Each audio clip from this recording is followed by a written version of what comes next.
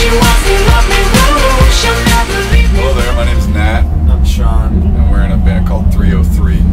And this is the first big tour we've done. Obviously, I don't know, I mean, Warped Tour fans have generally been, you know, good fans. They're people who like to come out and participate in music, and we like to put on a good live show. So that's, you know, that's a consistency. We're obviously not a punk rock band. That makes sense, but like, you know, the tour changes and the type of music that's on the tour changes. So I just think, you know, we're a band that likes to come out and have a good show and put on a good time and go crazy a little bit. I think that's kind of the general theme of Warped Tour. I think a lot of the bands on Warped, you know, have definitely high energy shows, and I think, you know, we have that, but I guess in a little different vein. And so it's, you know, I think it's been wonderful. Man. It's been great, really. I don't know. I think it's hard because, you know, I try not to really think about it too much. I guess when we make music, we just try to make stuff, and actually one of my goals as an artist, as a producer, is to make a bunch of different sounding music. So when it's pop or it's dance or it's electronic or whatever, I think it's you know, I think it's definitely electronic tinge, but I think you know, we try to do a bunch of different stuff. They're pretty cute little boys. I don't know. A little bit more body hair on us. So, but yeah, I definitely give the cake to the Jonas Bros for being cuter. Yeah, more cute. Like, I used to think about like thinking of music as guilty pleasures, but I don't really believe in that anymore. I think if you like something, you like something, and it's not. There's no question about being guilty of it. I think about it. So I used to, like when I was in kind of like my underground hip hop phase and stuff, I used to think that kind of pop music was kind of like a, you know, a no-no and stuff, and then I would have guilty pleasure. But then, you know, I just realized that if you like a song, you like a song. Like, it's a good, you know, there's no reason.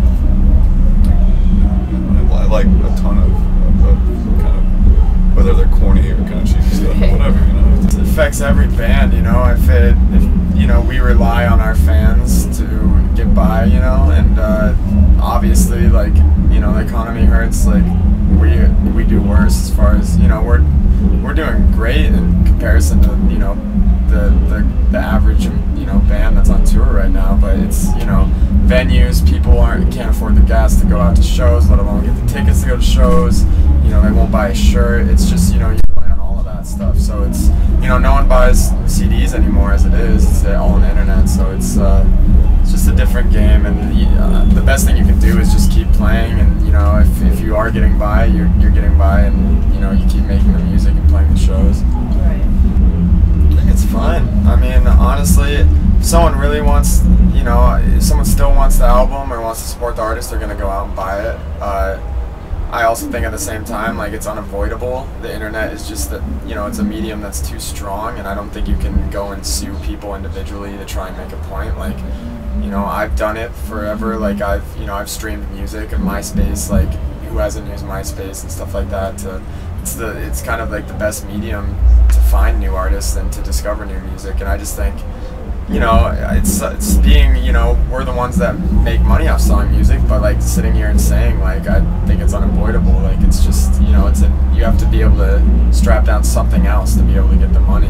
But, you know, I think that's where touring comes in. That's where, you know, music publishing comes in, and like placements and movies and stuff. And you know, bottom line, like, for us, CD sales is not where we make most of our money, and we understand that. And, you know, I think, you know, we started making our music with, obviously, just with the idea we gave it to everyone and gave it for free. And now that you know, granted, we were in school and it wasn't like our main occupation. Now that we're working, yeah, we're selling our music. But I agree with Sean. I think that, you know, not every kid has money to spare on music, and still, you know, they deserve the right to hear a bunch of music. So I mean, it's a dilemma for sure. But I think it's, you know, it's unavoidable, and it's not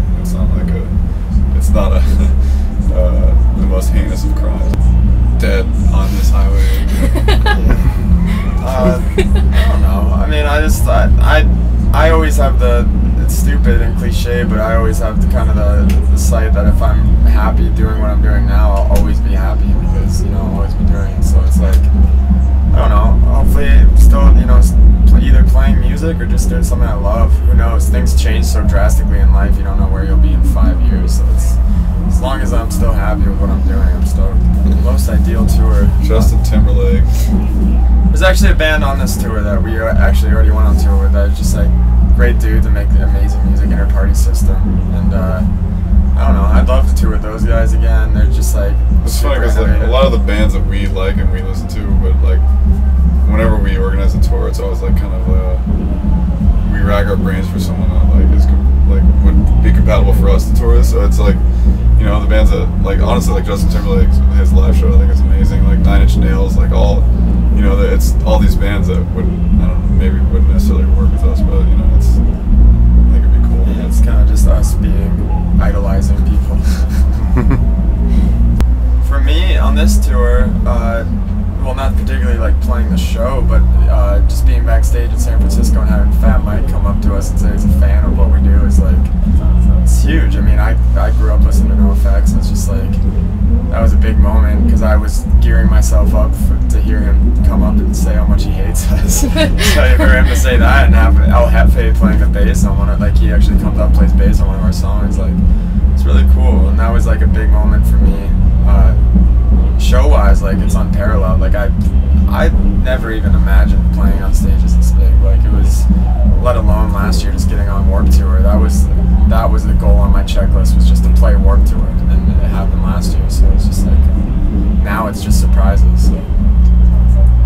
Yeah, I think, you know, it's been fun, and there's a lot of memorable moments. I think, like on our last tour when our single went platinum, like when we sold, we're not talking about how records don't sell anymore, but we managed, like, it's crazy, you know, Yeah, right. like in that environment that we managed to sell. I think now it's over like 2 million singles, and that's, I mean, that was like, it's just a number, but that was kind of I remember we were in St. Louis, and that was kind of a crazy realization, you know, it was fun. And then Warped Tour in Denver last year was amazing in our hometown, and it was kind of out of control. And then honestly on this tour, you know, there've been a bunch of great cities.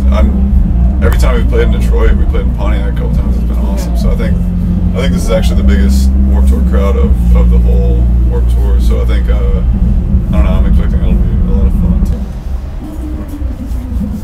I don't know, not Molly Cougars. Those dudes did a lot of like blow and stuff. I don't really mess with that. And they got a lot of chicks too. And it's good. Okay. Be the Ramones. They're not a hair Yeah, metal they're not band. really a hair band. What, a hair metal band or hair? Anything is really anything for I would me. be- I would It's be- kind of expanded. For me, this, I know it's not really a hair band, but Queen, That's a good one. if I could be, man, yeah, Freddie Mercury is like my idol, so that's like. Poison, not. I'd say maybe Joey back in the day. You know what I mean? A little Wanted, Dead or Alive. Jovi is great. Maybe.